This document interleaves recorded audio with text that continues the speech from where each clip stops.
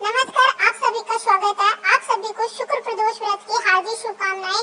आप जो हम सुनते हैं शुक्र प्रदोष की व्रत कथा, बोलो गणेश जी महाराज की जय हो, बोले नाथ की जय हो।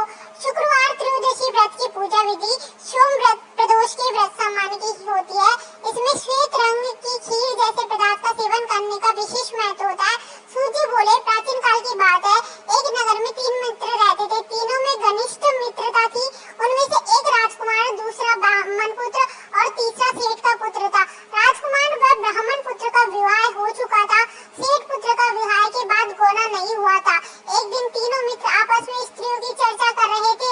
ब्राह्मण पुत्र ने नारियों की प्रशंसा करते हुए कहा कि नारीहीन घर भूतों का डेरा होता है।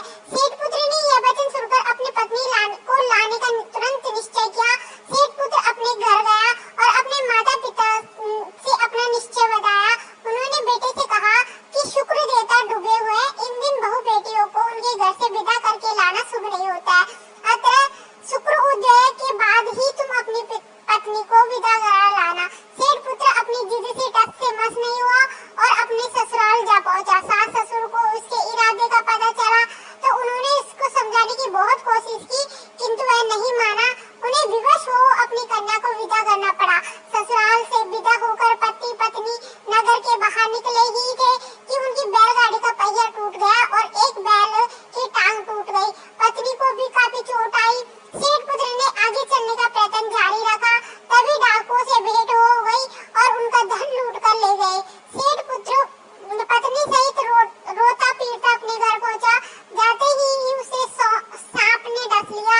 उसके पिता ने वैद्यों को बुलाया। उन्होंने देखने के बाद घोषणा की कि सेठ पुत्र 3 दिन में मर जाएगा। उसी समय इस घटना का पता ब्राह्मण पुत्र को लगा। उसने सेठ से कहा, आप अपने लड़के को पत्नी सहित बहू के घर वापस भेज दो। यह सारी बाधा इसलिए आई है कि आपका पुत्र शुक्र अस्त में पत्नी को विदा करा लाया था। यदि वह वहां पहुंच जाएगा तो बच जाएगा। सेठ को ब्राह्मण पुत्र की बात पसंद आ गई और अपने पुत्र वधू को वापस लौटा दिया। वहां पहुंचते ही सेठ पुत्र की हालत ठीक होने प्रारंभ हो गई। शेष जीवन आनंद पूर्वक व्यतीत हुआ और अंत में वह पति पत्नी दोनों स्वर्ग लोक को विमान द्वारा